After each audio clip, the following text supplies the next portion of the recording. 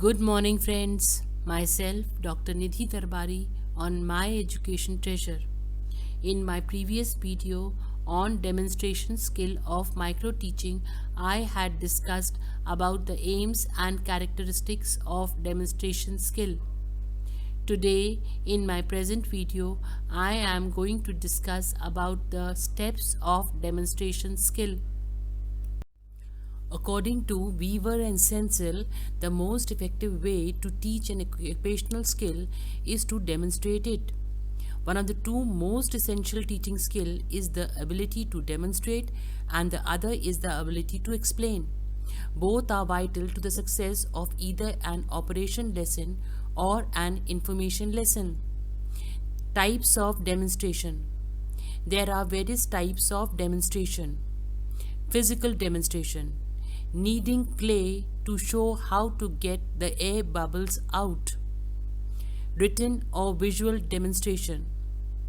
Audio demonstration, hearing a musical note, holding up a painting, chart, slide or overhead transparency. Method demonstration, illustrates how to do something in a step-by-step fashion.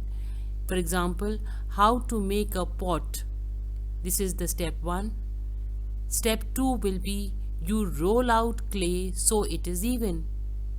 Result demonstration shows the result of some activity, practice or procedure through evidence that can be seen, heard or felt. For example, teacher displays the pot she has made previously. Steps taken in demonstration method. To impart information of various concepts and facts to the students by demonstration method, the following specific steps are taken. The first step is planning and preparing. In the first step, necessary planning is made out. All the preparations are done which are required for demonstration of the subject. While making plans and preparation, it is necessary for the teacher to keep in mind the subject matter and the objectives he intends to achieve. Suitable job should be selected considering complexity, risk and frequency of the job, ability of the students, need to learn skill.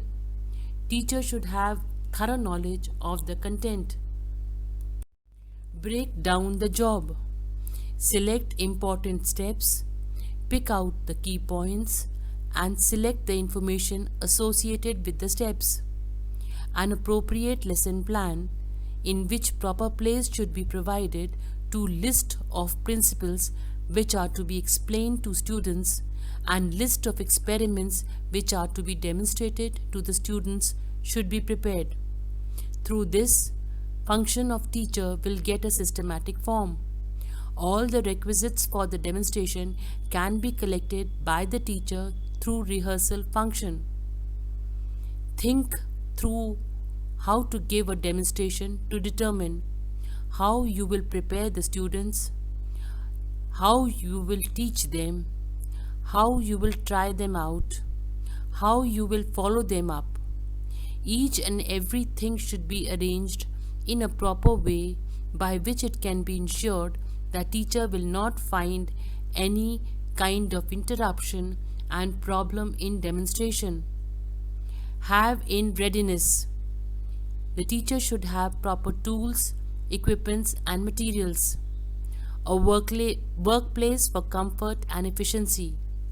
Time of the demonstration should not exceed 15 minutes.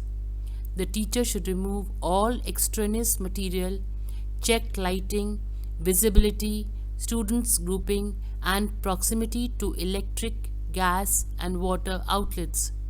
He should work from simple to complex, one step at a time. Prepare the students. The teacher should put the students at ease. Find out what they know, explain the importance, get them interested in learning and place them in correct position to observe. Orient the students to the demonstration. Explain the purpose of the demonstration, what is to be demonstrated and how it relates to instructional program.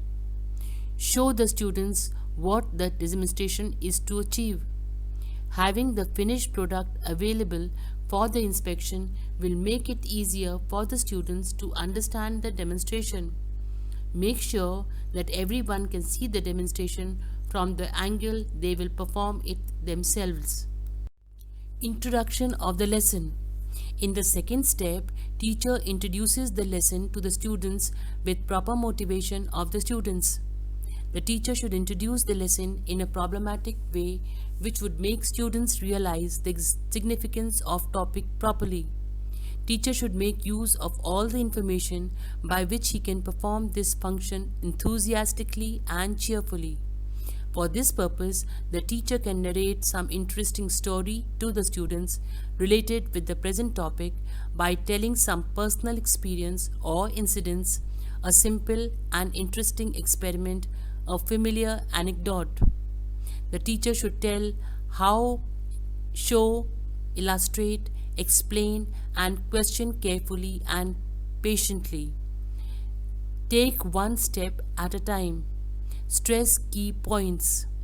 Present information associated with and related to job. Emphasize safety factors. Show and describe the equipments and material to be used. The group can be asked to name and describe equipments and materials needed with the teacher. The teacher can finish by showing items not named by the group. The next step is presentation. After introducing the lesson, the teacher should then take all the steps by which subject matter can be presented properly and effectively. He can also widen the scope of this function by introducing various experiences, tales, and audio-visual aids. Teacher should aim at providing maximum possible information regarding the concept to the students. He should not try to hide any information from the students. Without proper delivering the lesson, no teacher can perform his function successfully. While delivering the information, teacher should keep pitch of the voice to uniform pattern. He should speak at a slow speed which every student can understand. He should make use of simple language and correct pronunciation. Teacher should know the art of making use of voice in effective manner. The narration of experience should be performed by the teacher in such a way that students feel that they are listening some experience from their friend. It is only through friendly atmosphere that teaching process can be done in an effective manner. If the teacher keeps on talking continuously, then a monotonous atmosphere will get developed in the classroom. A good teacher should present his lesson in an interesting manner.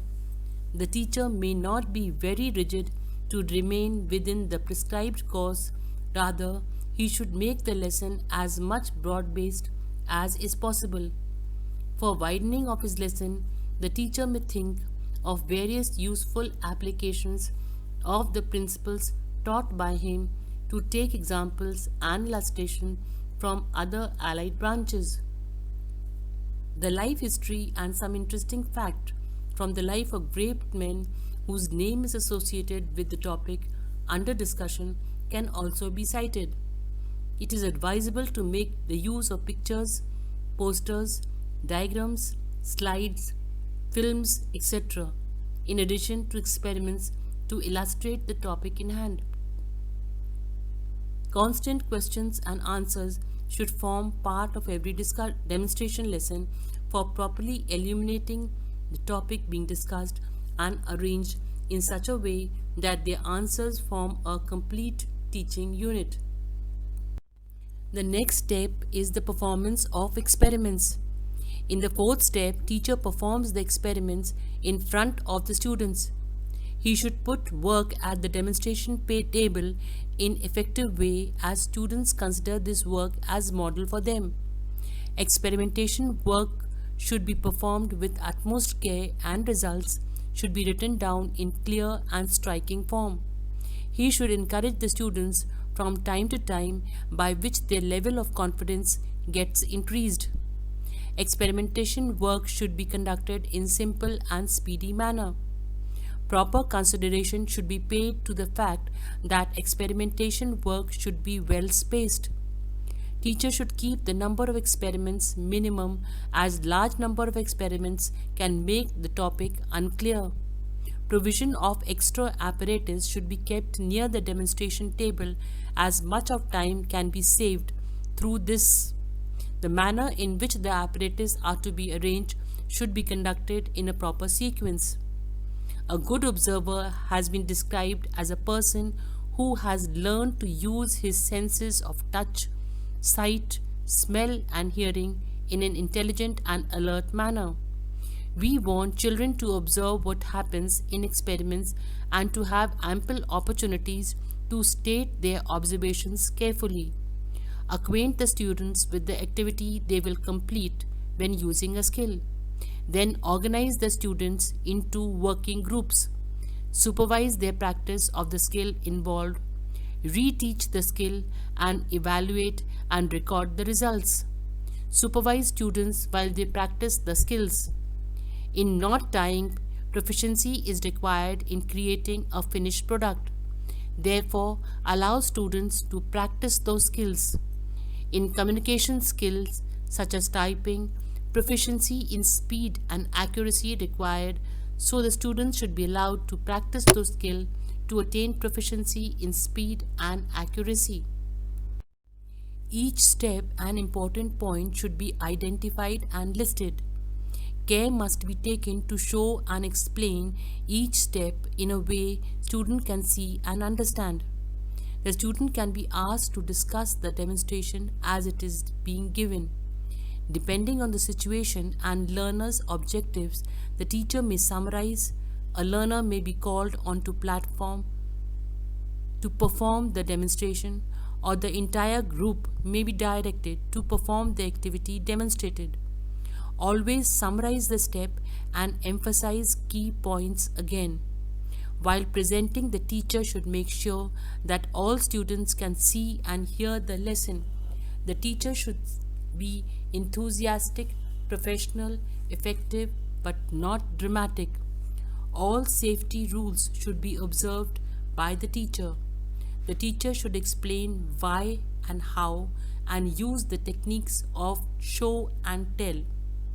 An effective demonstration should be given in a minimum of time, about 15 minutes. During the practice period, the teacher should be aware of the activities of each member of the class. As the students work individually, the teacher should move quickly from one student to another. If a number of students are having difficulty in learning a skill, the demonstration should be repeated.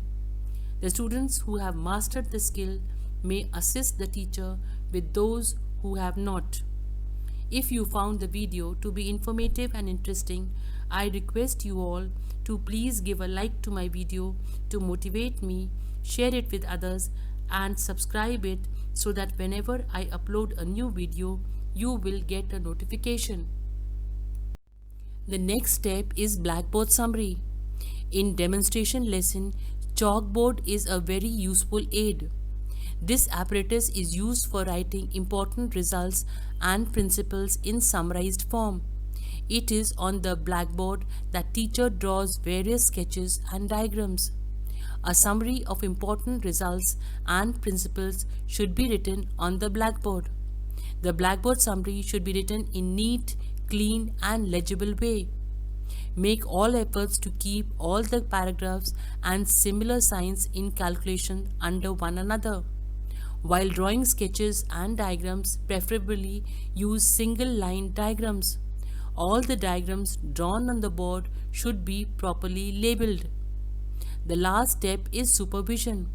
Students should be asked to take the complete notes of the blackboard summary, including the sketches and diagrams drawn. Such a record will be quite helpful to the students for learning lesson. Teacher should ask the student to note down the information written by him on the blackboard in their notebook, by which they can refer to it in the future also.